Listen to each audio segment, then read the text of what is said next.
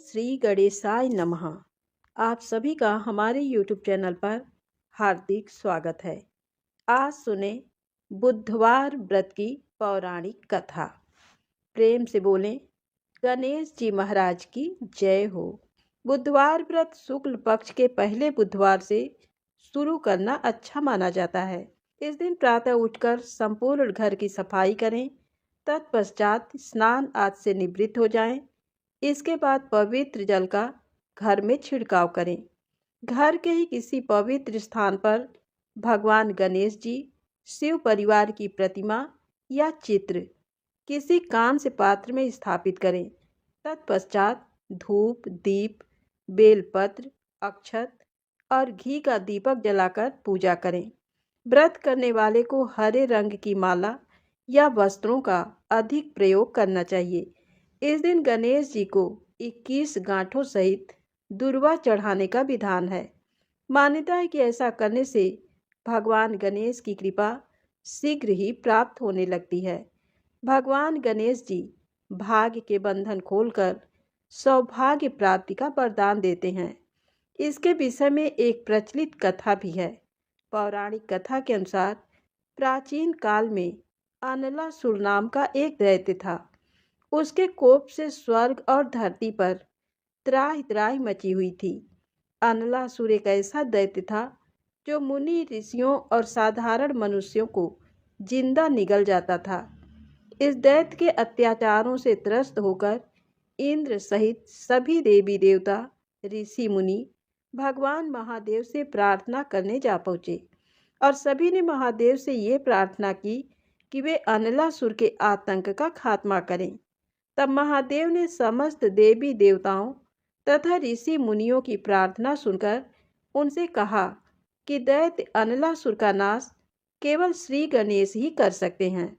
फिर सबकी प्रार्थना पर श्री गणेश ने अनलासुर को निगल लिया। तब उनके पेट में बहुत जलन होने लगी।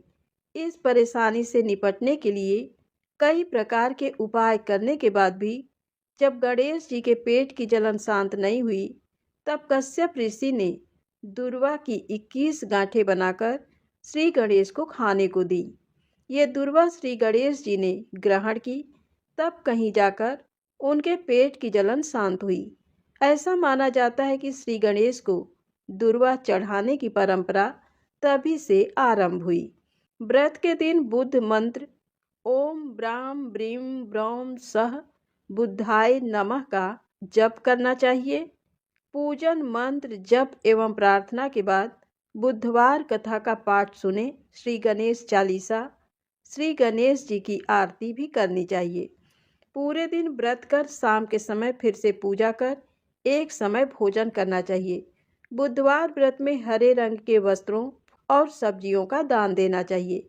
इस दिन एक समय दही, मूंग दाल का हलवा या हरी वस्तु से बनी चीज़ों का सेवन करना चाहिए।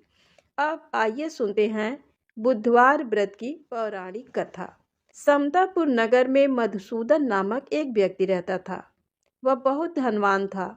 मधुसूदन का विवाह बलरामपुर नगर की सुंदर और गुणवंती लड़की संगीता से हुआ था। एक बार मधुसूदन अपनी पत्नी को लेने बुधवार के दिन बलरामपुर गया। मधुसूदन ने पत्नी के माता पिता से संगीता को विदा कराने के लिए कहा। माता पिता बोले, बेटा आज बुधवार है, बुधवार को किसी भी शुभ कार्य के लिए यात्रा नहीं करते। लेकिन मधुसूदन नहीं माना। उसने ऐसी शुभ अशुभ की बातों को न मानने की बात कही। दोनों ने बैलगाड़ी से यात्रा आरंभ की। 2 कोस की यात्रा के बाद उसकी गाड़ी का एक पहिया टूट गया। वहां से दोनों ने पैदल ही यात्रा शुरू की। रास्ते में संगीता को प्यास लगी। मधुसूदन उसे एक पेड़ के नीचे बैठाकर जल लेने चला गया। थोड़ी देर बाद जब मधुसूदन कहीं से जल लेकर वापस आया, वह बुरी तरह हैरान हो उठा, क्योंकि उसकी पत्नी के पास उसकी ही शकल सूरत का एक दूसरा व्यक्ति बैठा था। संगीता भी मधुसूदन को देखकर हैरान रह गई। वह दोनों में कोई अंतर नहीं कर पाई। मधुसूदन ने उस व्यक्ति से पूछा, तुम कौन हो और मेरी पत्नी के पास क्यों बैठे हो? मधुसूदन की बात सुनकर उस व्यक्ति ने कहा, अरे भाई, ये मेरी पत्नी संगीता है। मैं अपनी पत्नी को ससुराल से विदा कराकर लाया हूँ। लेकिन तुम कौन हो जो मुझसे ऐसा प्रश्न कर रहे हो? मधुसूदन ने लगभग चीखते हुए कहा, तुम जरूर कोई चोर या ठग हो। ये मेरी पत्नी संगीता है। मैं इसे पेड़ के नीचे बैठाकर जल लेने गया था। इस पर उस व्यक्ति ने कहा, अरे भाई, झूठ तो तुम बोल रहे हो। संगीता को प्यास लगने पर जल लेने तो मैं गया था। मैंने तो जल लाकर अपनी पत्नी को पिला भी दिया है। अब तुम चुपचाप यहाँ से चलते बनो, नहीं तो किसी सिपाही को बुलाकर तुम्हें पकड़वा दूंगा। दोनों एक दूसरे से लड़ने लगे। उन्हें लड़ते देख बहुत से लोग वहां एकत्र हो गए। नगर के कुछ सिपाही भी वहां आ गए। सिपाही उन दोनों को पकड़कर राजा के पास ले गए। सारी कहानी सुनकर राजा भी कोई निर्णय नहीं कर पाया। संगीता भी उन दोनों में से अपने वास्तविक पति को नहीं पहचान पा रही थी। राजा ने दोनों को कारागार में डाल देने के लिए कहा। राजा के फैसले पर असली मधुसूदन भयभीत हो उठा। तभी आकाशवाणी हुई, मधुसूदन, तूने संगीता के माता पिता की बात नहीं मानी और बुधवार के दिन अपनी ससुराल से प्रस्थान किया। ये सब भगवान बुद्ध देव के प्रकोप से हो रहा है। मधुसूदन ने भगवान बुद्ध देव से प्रार्थना की कि हे भगवान बुद्ध देव, मुझे क्षमा कर दीजिए। मुझसे बहुत बड़ी गलती हुई। भविष्य में अब कभी बुधवार के दिन यात्रा नहीं करूँगा और सदैव बुधवार को आपका व्रत किया करूँगा। मधुसूदन के प्रार्थना करने से भगवान बुद्ध देव ने उसे क्षमा कर दिया। तभी दूसरा व्यक्ति राजा के सामने से गायब हो गया। राजा और दूसरे लोग इस चमत्कार को देख हैरान हो गए। भगवान बुद्ध देव की इस अनुकंपा से राजा ने मधुसूदन और उसकी पत्नी को सम्मान पूर्वक विदा किया। कुछ दूर चलने पर रास्ते में उन्हें बैलगाड़ी मिल गई। बैलगाड़ी का टूटा हुआ पहिया भी जुड़ा हुआ था। दोनों उसमें बैठकर समतापुर की ओर चल दिए। मधुसूदन और उसकी पत्नी संगीता दोनों बुधवार को व्रत करते हुए आनंद पूर्वक जीवन यापन करने लगे। भगवान बुद्ध देव की अनुकंपा से उनके घर में धन संपत्ति की वर्षा होने लगी। जल्दी ही उनके जीवन में खुशियां ही खुशियां भर गईं। बुधवार का व्रत करने से स्त्री पुरुषों को जीवन में सभी मंगल कामनाएं पूरी होती हैं। तो प्रेम से बोले, गणेश जी महाराज की जय हो। बुद्ध देव भगवान की जय हो। अब आइए सुने गणेश जी महाराज की अगली पौराणिक कथा। एक बार देवी तुलसी विवाह हेतु वर ढूंढने के लिए तीर्थ यात्रा पर निकली थी और ढूंढते ढूंढते वह गंगा किनारे पहुंच गई। उस वक्त गणेश भगवान गंगा किनारे तप कर रहे थे। उन्हें देखते ही देवी तुलसी उन पर मोहित हो गईं और उनके मन में गणेश भगवान से विवाह की इच्छा उत्पन्न हुई। फिर देवी तुलसी ने गणेश जी के पास जाकर उनका ध्यान भंग कर दिया। आंखें खोलने के बाद गणेश भगवान के सामने देवी तुलसी खड़ी थी, लेकिन सामने एक स्त्री है, इसलिए अपने क्रोध को नियंत्रण में रखकर गणेश भगवान ने पूछा, आप कौन है देवी और मेरा ध्यान भंग करने का क्या कारण है? जवाब में देवी तुलसी ने अपने परिचय के साथ गणेश जी से विवाह की बात कर ली।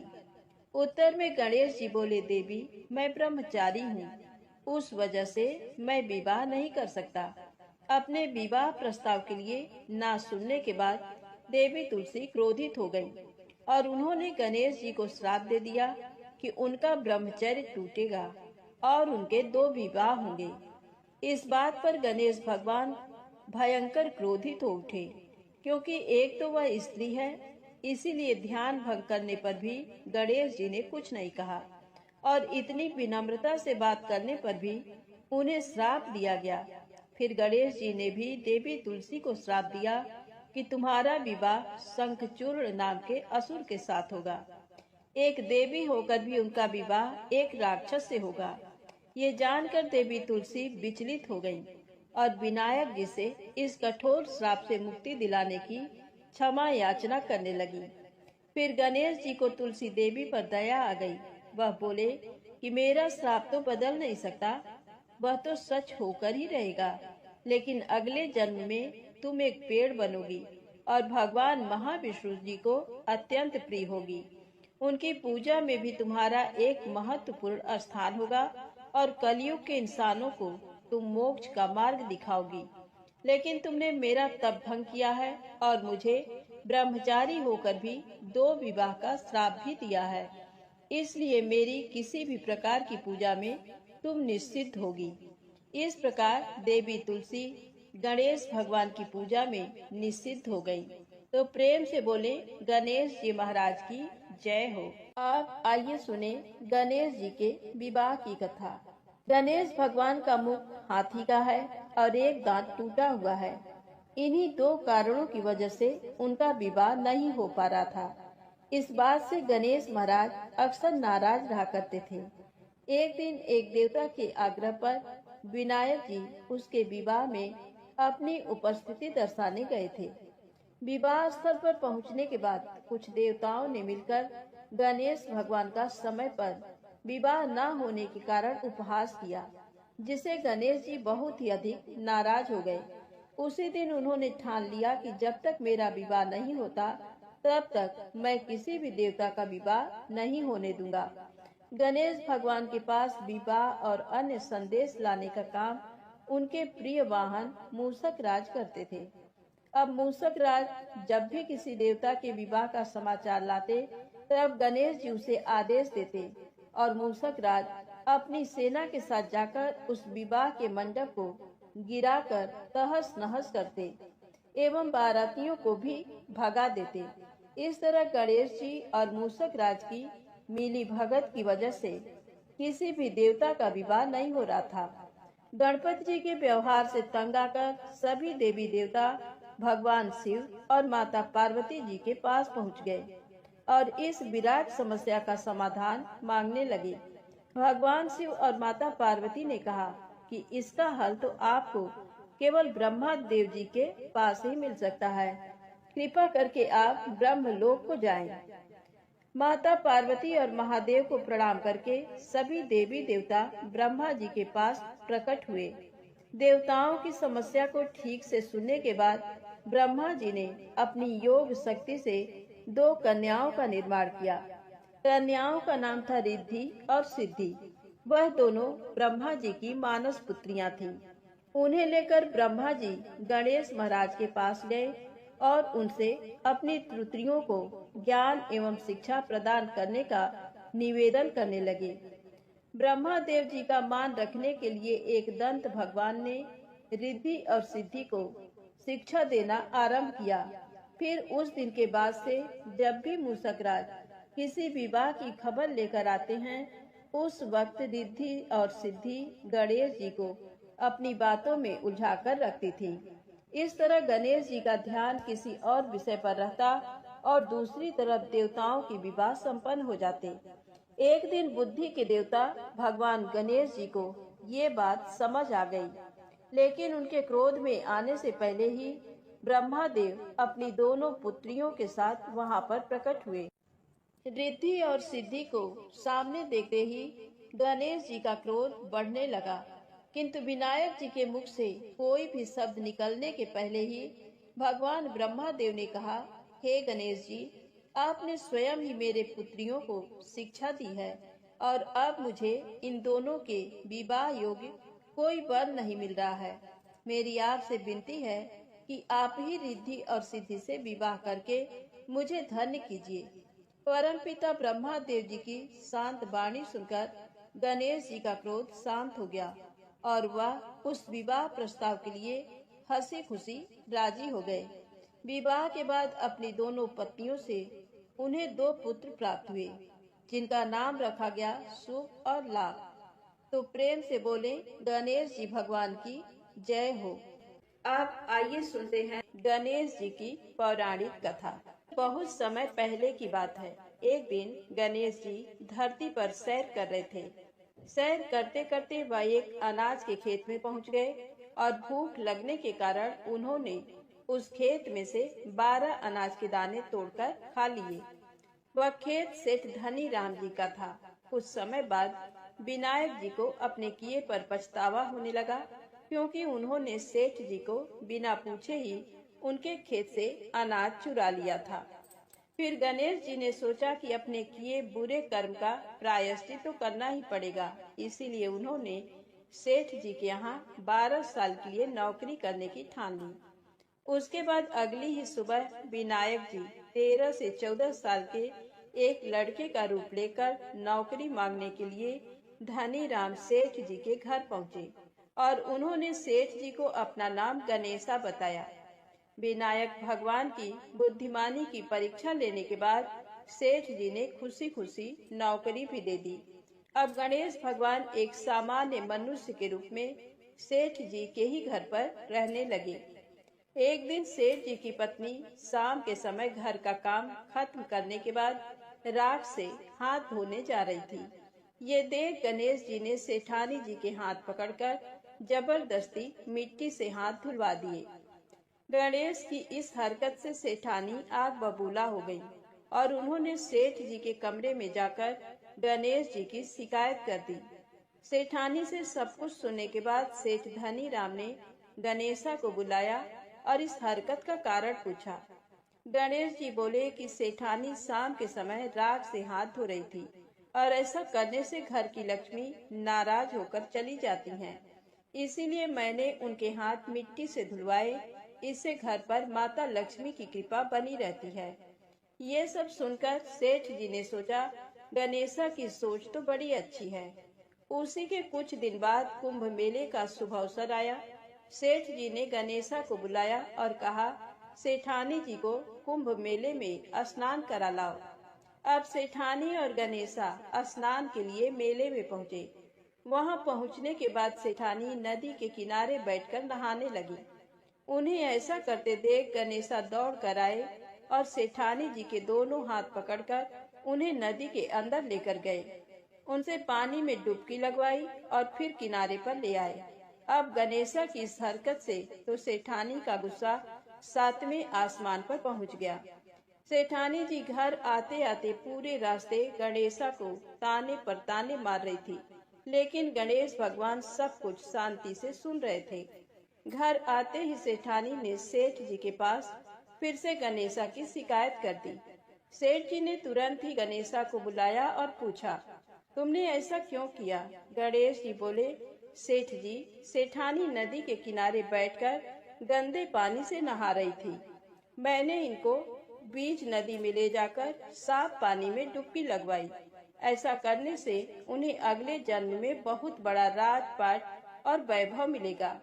सेठ जी ने सोचा कि गणेशा के विचार कितने अच्छे हैं, मेरे परिवार का भला सोचता है। कुछ दिन बाद सेठ जी के घर पर पूजा थी। पंडित जी आने के बाद सेठ जी ने गणेशा से कहा, जाओ और सेठानी जी को बुला कर लाओ। सेठ जी के आज्ञानुसार गणेश जी सेठानी को बुलाने गए। उस वक्त सेठानी काली चुनरी ओढ़कर कमरे से बाहर आ रही थी। ये देखते ही विनायक जी ने वह काली चुनरी उतारकर फाड़ दी और कहा कि पूजा के लिए लाल रंग की चुनरी ओढ़कर आइए। अब सेठानी बहुत ज्यादा नाराज हो गयी और गणेशा पर चिल्लाने लगी। वह आवाज सुनकर सेठ जी वहां पर भागते हुए आए और पूछा कि क्या हुआ। तब सेठानी बोली, गणेशा ने मेरी चुनरी फाड़ दी। फिर सेठ जी ने भी गणेशा को बहुत डांटा। जवाब में गणेश जी ने कहा कि सेठ जी, पूजा में कभी काला वस्त्र नहीं पहनते, इससे शुभ काम सफल नहीं होते, इसीलिए मैंने ऐसा किया। सेठ जी ने सोचा कि गणेश है तो बहुत ही समझदार।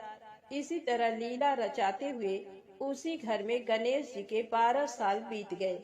फिर एक दिन सेठ जी ने नया कारोबार शुरू करने से पहले घर में पूजा रखी थी। पूजा करते करते उनको याद आया कि पूजा की सामग्री में गणेश भगवान की मूर्ति तो है ही नहीं। तब उन्होंने अपने नौकर गणेशा को पूजा घर से भगवान विनायक जी की मूर्ति लाने के लिए कहा। गणेशा बोला कि मुझे ही मूर्ति समझकर पूजा में विराजमान कर लो, आपके सारे शुभ काम सफल हो जाएंगे।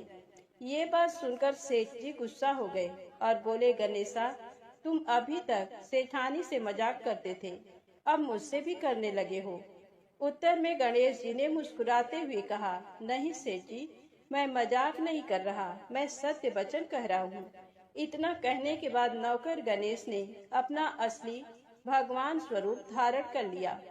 साक्षात गणेश भगवान को सामने देखते ही सेठ और सेठानी उनके चरणों में लीन हो गए और उन्होंने अपनी पूजा संपन्न कर ली। उसके पश्चात गणेश जी देखते ही देखते अंतर ध्यान हो गए। बाद में सेठ और सेठानी को बहुत पछतावा होने लगा कि स्वयं भगवान हमारे घर नौकरी कर रहे थे और हमने उनके साथ कितना बुरा व्यवहार किया, उनसे बहुत सारा काम कराया। ये सोच सोचकर दोनों दुखी होने लगे। फिर उसी रात सेठ और सेठानी के सपने में गणेश भगवान प्रकट हुए और उन्हें समझाया कि मैंने 12 साल पहले तुम्हारे खेत से 12 अनाज के दाने बिना पूछे तोड़ लिए थे और उसी कर्म का दोष दूर करने के लिए मैं 12 साल से तुम्हारे घर नौकरी कर रहा था। अगले ही दिन से सेठ जी पर गणेश भगवान की माया हो गई। उनका व्यापार दिन दोगुना और रात चौगुनी तरक्की करने लगा। धनी राम सेठ जी के जीवन की काया पलट हो गई। हे गणेश जी महाराज, जैसी माया आपने धनी राम सेठ जी पर की, वैसी ही माया इस कहानी को पढ़ने वाले और सुनने वाले हर एक व्यक्ति पर करना। कथा अधूरी हो तो इसे पूरी करना और अगर हमसे कोई गलती हो गई हो तो उसे क्षमा करना। प्रेम से बोले गणेश जी महाराज की जय हो। आइए सुने धन समृद्धि प्रदान करने वाली माता अन्नपूर्णा की बड़ी ही दुर्लभ कथा। प्राचीन काल की बात है। पुरुषोत्तमपुर नामक ग्राम में एक बहुत धर्मात्मा सेठ जी रहा करते थे। उनके 5 पुत्र और एक सबसे छोटी पुत्री थी और उसका नाम गौरी था। सेठ जी का भरा पूरा परिवार था।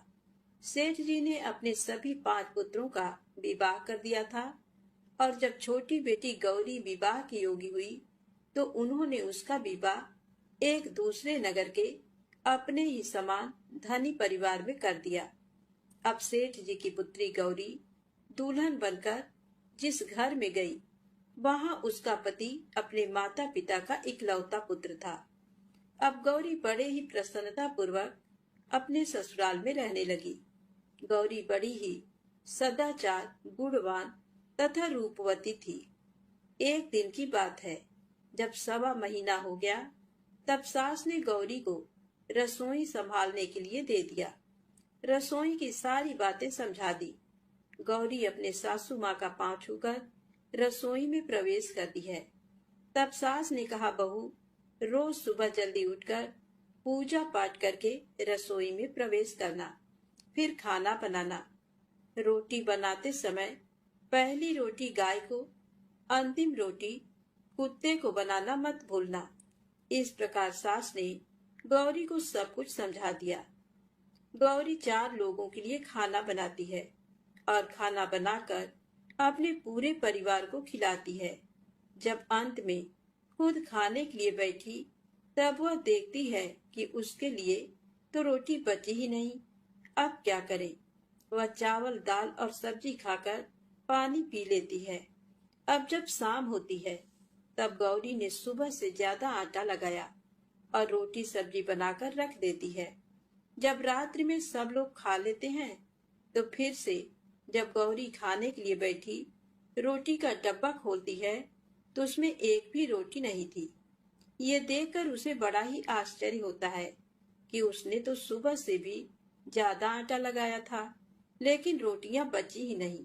अब वह सिर्फ सब्जी खाकर पानी पीकर सो जाती है। अगले दिन फिर उसने कल से 2 गुना ज्यादा आटा लगाया और रोटियां बनाई, लेकिन फिर से उसे रोटी नहीं मिली। सभी रोटियां खत्म हो गई थी।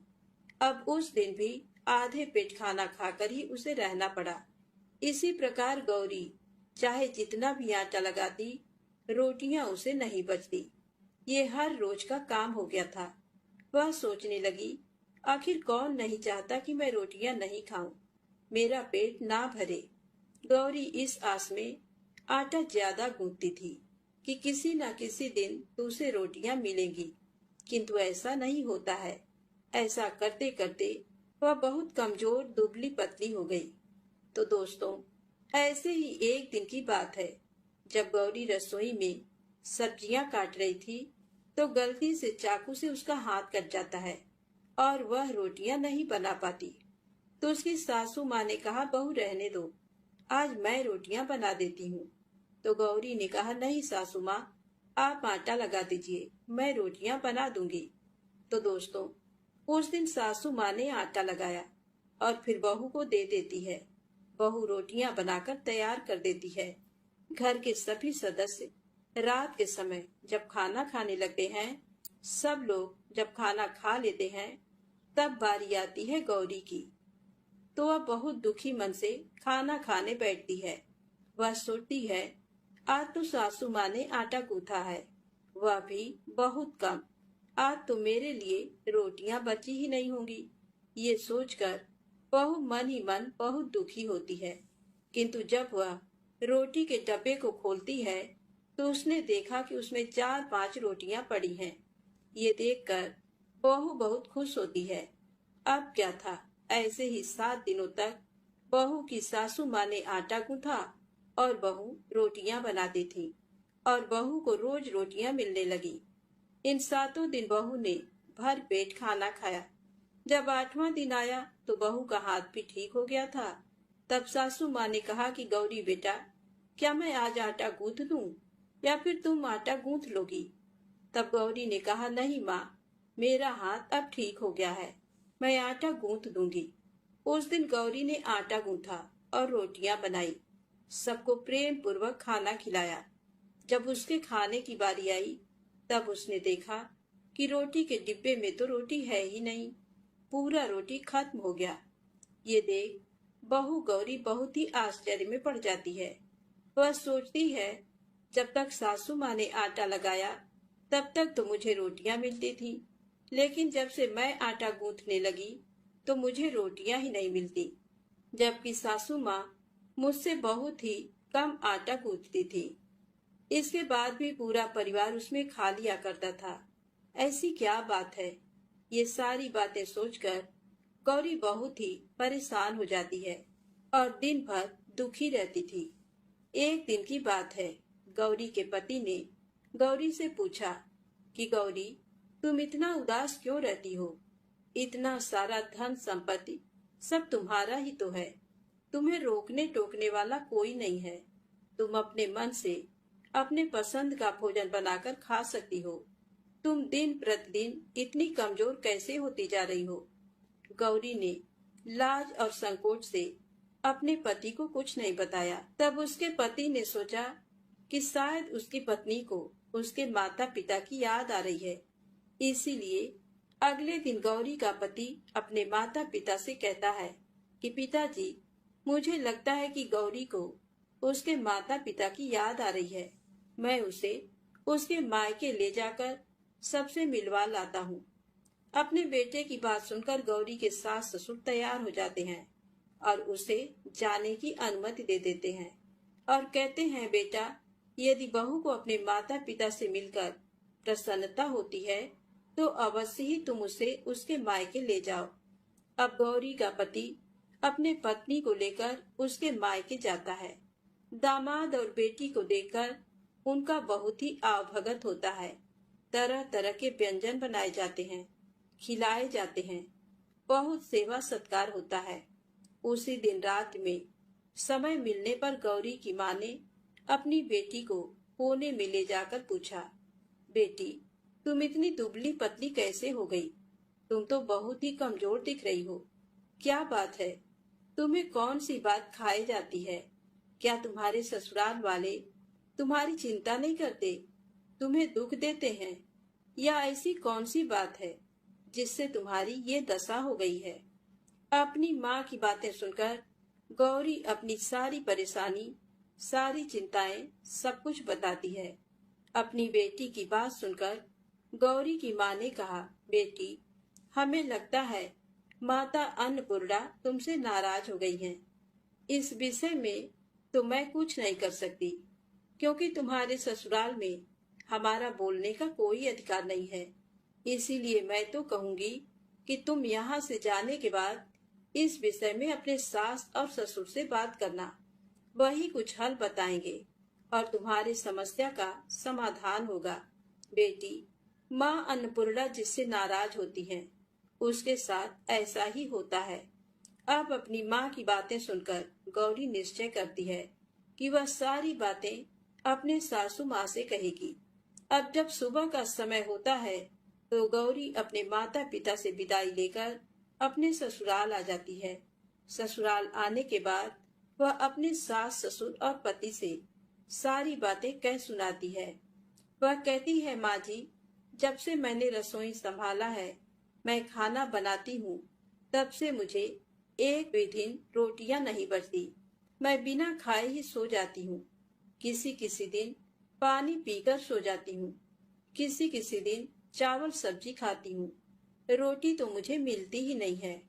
और माँ जी, आपको याद है, मेरा हाथ कटा था, तब आप उस समय आटा गूंथा करती थी, और वह भी बहुत कम। फिर भी मुझे रोटियां बचा करती थी और मैं भर पेट खाना खाती थी। लेकिन अब जब मेरे हाथ का घाव ठीक हो गया, तब से मैं फिर से आटा गूंथने लगी और रोटियां बनाने लगी। अब मुझे फिर से रोटियां नहीं बचती। मैं आधे पेट ही खाना खाती हूँ। अपनी बहू की बातें सुनकर सास को सब कुछ समझ में आ गया। उसने कहा, बहू, ये शायद मेरी ही गलती है। मैंने तुम्हें सब कुछ बताया, सब कुछ सिखाया, लेकिन एक बात तो बताना भूल ही गई। ऐसा कहकर सास अपनी बहू का हाथ पकड़कर गौरी को रसोई में ले जाती है। एक परात में आटा निकालकर उस आटे को अच्छे से गूंथती हैं। गूंथने के बाद उस गूंथे हुए आटे पर अपने उंगलियों के 5 छाप लगा देती हैं और कहती हैं, बहू, ये माँ अन्नपूर्णा का छाप होता है, उनका चिन्ह माना जाता है। आटा लगाने के बाद कोई भी स्त्री इस तरह छाप लगाती है तो उसके घर में बरकत होती है। इसका अर्थ ये है कि माँ अन्नपूर्णा की कृपा सभी परिवार वालों पर बरसे और कोई भी सदस्य भूखे पेट ना सोए। बहू, मैं तुम्हें ऐसा बताना भूल गई। आज से तुम आटा लगाते वक्त आटे पर अपना 5 छाप, 5 उंगलियों का छाप छोड़ देना और माँ अन्नपूर्णा तुम्हारे ऊपर अवश्य ही कृपा करेंगी और तुम कभी भी खाली पेट, भूखे पेट नहीं सोगी। ये बरकत का चिन्ह होता है। अब अपने सासू माँ की बात सुनकर बहू हर रोज आटा गूंथती और फिर उस पर अपने 5 अंगुलियों की छाप छोड़ देती और फिर रोटियां बनाती। अब बहू को भी हर रोज रोटियां मिलने लगी। वह पेट भर भोजन करने लगी और स्वस्थ भी हो गई। माँ अन्नपूर्णा की कृपा उस पर बरसने लगी। उसके हाथ में माँ अन्नपूर्णा का वास हो गया। घर पर कोई भी सदस्य भूखा नहीं रहता और जो कोई मेहमान आता या कोई भी भीख मांगने के लिए भिक्षुक आता, उसे भी वह खाना खिलाकर ही घर से विदा करती। इस प्रकार बहू के ऐसा करने से उसके घर में बरकत होने लगी, अन्न की वर्षा होने लगी। तो दोस्तों, आटे को कूद कर उस पर 5 उंगलियों का छाप लगाना हमारी पुरानी परंपरा है। ये माता लक्ष्मी और अन्नपूर्णा माता का चिन्ह माना जाता है। ऐसा करने से माता अन्नपूर्णा सदा प्रसन्न रहती हैं और घर वालों पर अपनी कृपा दृष्टि बनाए रखती हैं। हमारे पूर्वजों से लेकर अब तक ये परंपरा चली आ रही है। सभी माताएं बहनें अपने 5 अंगुलियों की छाप आटे पर अवश्य ही लगाती हैं और माँ अन्नपूर्णा से प्रार्थना करती हैं कि सबका पेट भरना, सबका कल्याण करना और घर में अन्न धन की वर्षा करना। तो प्रेम से बोले, अन्नपूर्णा माता की जय हो। अब आइए सुने गणेश जी की पूजा की महिमा और गणेश चालीसा पाठ। प्राचीन समय की बात है। एक बड़ा गांव था। उस गांव में एक घर के अंदर एक बूढ़ी औरत और उसका पति रहा करते थे। उस औरत के 7 बेटे थे, जिनमें से 6 बेटों का विवाह हो चुका था। 7 बेटों में से एक विदेश में कमाने के लिए गया हुआ था। बाकी बेटे वहीं पर आसपास काम करके अपने घर को चलाते थे। वह बुढ़िया हर सप्ताह बुधवार का व्रत करती थी और हर बुधवार को कुछ न कुछ दान किया करती थी। वह बुधवार का व्रत बहुत सावधानी, पूरे नियम और विधि के साथ किया करती थी। व्रत करते करते बहुत समय बीत गया और उसके व्रत और दान करने के कारण उनकी बहुएं बहुत परेशान हो गईं। इस कारण उसकी बहुएं सभी साथ होकर उसे उस घर से निकालने के बारे में सोचने लगीं। और एक दिन उसकी बहुओं ने अपने सास और ससुर को घर से निकाल दिया था। बुढ़िया और उसका पति दोनों ही वहां से चले गए और चलते चलते एक नगर में पहुंचे। वहां पर पहुंचे तो रात हो चुकी थी। दोनों ने सोचा कि अब रात भर यहीं पर आराम करना होगा। इस कारण वे दोनों पास में ही एक पीपल का पेड़ था, वहां पर जाकर आराम करने के लिए रुक गए थे। कुछ समय बीत जाने के बाद बुढ़िया के पति को भूख लगी। इस कारण वह बुढ़िया को कहता है कि मुझे भूख लगी है, कहीं से रोटी का इंतजाम करना होगा। तभी बुढ़िया को एक घर दिखा। बुढ़िया ने अपने पति से कहा, चलो वहां पर चलकर पता लगाते हैं, वहां पर कोई होगा जो हमारी सहायता कर देगा। इतना कहकर दोनों वहां से उस हवेली की ओर चल पड़े। वहां जाकर दोनों ने देखा कि हवेली में ताला लगा हुआ था और साथ में उसके पास चाबी का गुच्छा रखा था। दोनों ने बहुत देर तक सोचा कि अंदर जाना चाहिए कि नहीं। बाद में दोनों ने ताला खोला तो ताला खुल गया। दोनों अंदर गए और हवेली के अंदर दरवाजे के पास ही लाइट जलाने का बोर्ड लगा था। उन्होंने लाइट जलाई तो देखा कि हवेली बहुत चमक रही थी और उसके अंदर बहुत बड़ा एक हॉल था। एक खाना खाने की टेबल थी और बहुत सारे कमरे थे। दोनों ये देखकर हैरान हो गए कि इतना बड़ा घर है। दोनों ने सोचा कि भगवान गणेश जी ने हमें ये घर रहने के लिए दिया है। बुढ़िया ने देखा कि वहां उस घर में भगवान गणेश जी का मंदिर है। वह वहां पर गई और भगवान को धन्यवाद कहा। तो भगवान गणेश जी ने कहा कि हे बुढ़िया माई, मैं तेरे इस व्रत करने से प्रसन्न हो गया हूँ। इस कारण मैंने तुम्हें ये घर रहने के लिए दिया है। इतना कहकर वे वहां से चले गए। दोनों पति पत्नी ने खाना खाया और खाना खाने के बाद वहीं सो गए। कुछ दिन बीत जाने के बाद बुढ़िया ने सोचा कि गणेश जी की कृपा से हमें सब कुछ मिला, बस एक गाय और होती तो अच्छा रहता। ये सोचते हुए वह सोने के लिए चली गई और रात को बुढ़िया माई को एक गाय की आवाज सुनाई दी। तो वह अपने पति से कहती है कि यहाँ आसपास कोई गाय नहीं है, फिर भी मुझे गाय के बोलने की आवाज सुनाई दी। तब उसके पति ने कहा कि सुनाई तो मुझे भी दे रही है। तब दोनों हवेली से बाहर आए तो देखा कि गाय उनके घर के सामने खड़ी है और उसका बछड़ा दूध पी रहा है। तब बुढ़िया माई ने अपने पति से कहा कि भगवान गणेश जी ने ही हमें ये गाय दी है। मैं सुबह ही तो सोच रही थी कि हमारे पास सब कुछ हो गया है, पर गाय की कमी है। इस कारण भगवान गणेश जी ने मेरी मन की पुकार सुनकर हमें गाय दी है। दोनों वहां पर खुशी से रहने लगे। इधर उनके बेटों और बहुओं को खाना तक नसीब नहीं हो रहा था। उनके बुरे दिन प्रारंभ हो चुके थे। उनका घर बिक चुका था। इस कारण उन्होंने सोचा कि अब इस गांव में हमें नहीं रहना चाहिए। ऐसा सोचकर वे वहां से चल पड़े। चलते चलते उसी नगर में पहुंचे जहां पर उनके माता पिता रहते थे। वे उस नगर में पहुंचे तो रात हो चुकी थी। वहां पर उसी पीपल के पेड़ के नीचे आराम करने के लिए रुक गए थे, जिसके नीचे उनके माता पिता रुके थे। रात को वहां पर उन्हें नींद आ गई थी और जब सुबह हुई तो उनके साथ छोटे बच्चे थे। वे अपने माता पिता से कहते हैं कि माँ, हमें भूख लग गई है, कुछ खाने को चाहिए।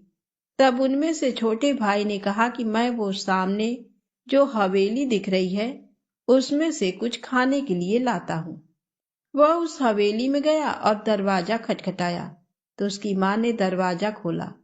उसकी माँ ने अपने पुत्र को पहचान लिया था, पर उसके बेटे ने अपनी माँ को नहीं पहचाना और कहा कि माताजी, कल से बच्चे भूखे हैं, कुछ खाने के लिए मिल सकता है क्या?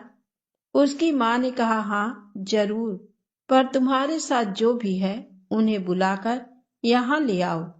वह अपने बड़े भाई और भाभियों को जाकर कहता है कि वहां पर एक माताजी रहती हैं, जिसने कहा है कि तुम्हारे साथ जो कोई है उसे यहाँ पर ले आओ और भोजन कर लो। इतना सुनकर उसकी बहुएं जल्दी से वहां पहुंच गईं। साथ में उनके पति व बेटे भी चले गए। जब वहां पर वे पहुंचे तो उस बुढ़िया माई ने उनसे कहा कि पहले स्नान कर लो। तो उनके बेटे व बहुओं ने कहा कि हमारे पास तो पहनने के लिए कुछ वस्त्र नहीं है, हम स्नान करके क्या पहने। तो वह बुढ़िया बाई बोली, तुम कपड़ों के बारे में मत सोचो, मैं तुम्हें दे दूंगी। उसने उन्हें कपड़े लाकर दिए तो वे स्नान करके आए। तब बुढ़िया ने एक जगह पर सबको बैठाकर खाना परोसा। तो बुढ़िया माई के सबसे छोटे बेटे ने कहा कि माता जी, आपको देखकर मुझे मेरी माँ की याद आ गई। तब बुढ़िया माई ने कहा कि बेटे, अब कहाँ है तेरी माँ? तब वह बोला कि मेरी माँ इस दुनिया में नहीं है, वह मर चुकी है। तब उस बुढ़िया माई ने कहा कि तेरी माँ मरी नहीं है, मैं ही तेरी माँ हूँ। तेरे भाइयों और भाभियों ने तो मुझे घर से निकाल दिया था, पर मैंने भगवान गणेश जी के बुधवार के व्रत किए थे, इस कारण आज इस जगह पर सुख शांति के साथ रह रही हूँ। इतना सुनकर उसकी बहुओं ने कहा कि माता जी, हमें क्षमा कर दें। तब बुढ़िया ने कहा कि मैंने तो तुम्हें कब का क्षमा कर दिया था। और इस प्रकार भगवान गणेश जी का व्रत करने से सभी की मनोकामना अवश्य ही पूरी होती है और घर में सभी कार्य अच्छे होते हैं। तो प्रेम से बोले, गणेश जी महाराज की जय हो। अब आइए सुने गणेश चालीसा पाठ। वक्रतुंड महाकाय सूर्यकोटि समप्रभा निर्विघ्नं कुरु मे देव सर्वकार्येषु सर्वदा। जय गणपति सद्गुण सदन कविवर बदन कृपा विघ्न हरण मंगल करण जय जय गिरिजाला। जय जय जय जय गणपति राजू मंगल भरण करण शुभ काजू। जय गजबदन सदन सुखदाता विश्व विनायक बुद्धि विधाता। वक्रतुंड शुचि सुंड सुहावन तिलक त्रिपुंड भाल मन भावन। राजित मणि मुक्तन उर्माला स्वर्ण मुकुट सिर नयन विशाला। पुस्तक पाणि कुठार त्रिशूलम मोदक भोग सुगंधित फूलम। सुंदर पीतांबर तन साजित चरण पादुका मुनि मन राजित। धन शिव सुवन सडानन भ्राता गौरी ललन विश्व विधाता। रिद्धि सिद्धि तव चमर डुलावे मूषक वाहन सोहत द्वारे। कहाँ जन्म शुभ कथा तुम्हारी अति सुचि पावन मंगलकारी। एक समय गिरिराज कुमारी पुत्र हेतु तप कीना भारी। भयो यज्ञ जब पूर्ण अनुपा तब पहुँचो तुम धरि द्विज रूपा। अतिथि जानी के गौरी सुखारी बहुविधि सेवा करी तुम्हारी। अति प्रसन्न हुए तुम वर दीन्हा मातु पुत्र हित जो तप कीन्हा। मिलहि पुत्र तुहि बुद्धि विशाला बिना गर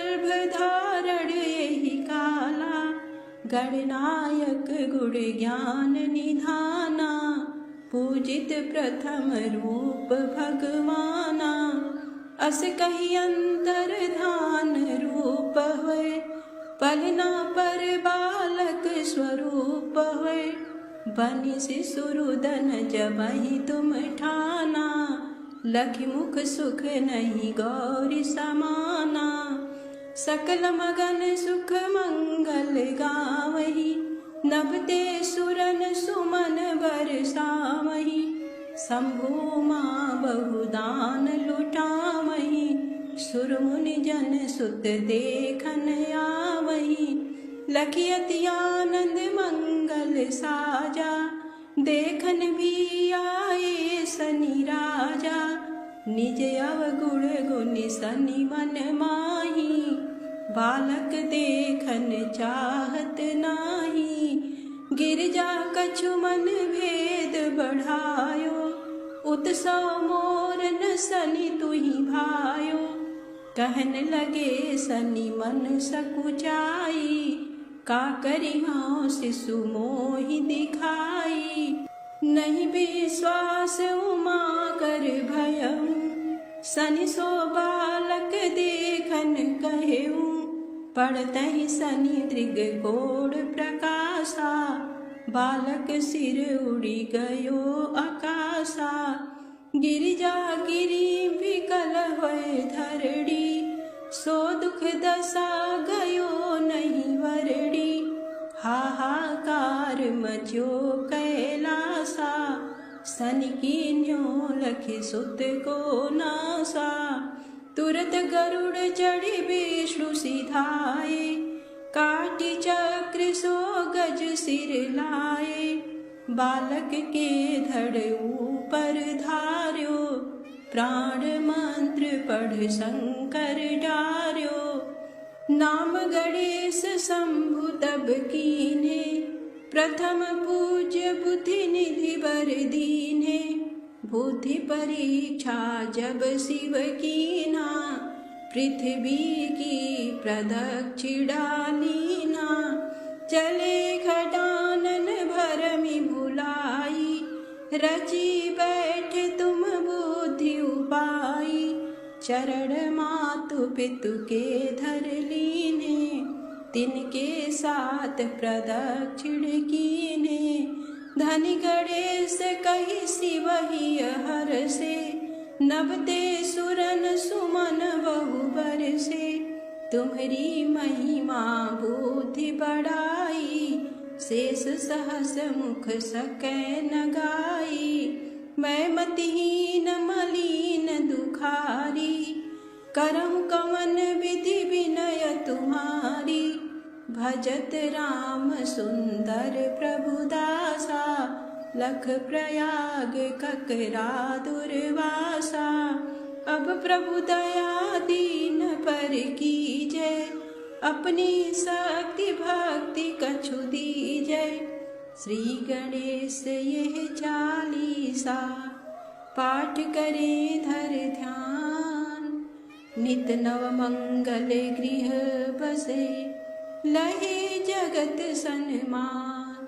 संवत अपन सहस्र दस, ऋषि पंचमी दिने। पूरण चालीसा भयो, मंगल मूर्ति गणेश। ओम श्री गणेशाय नमः।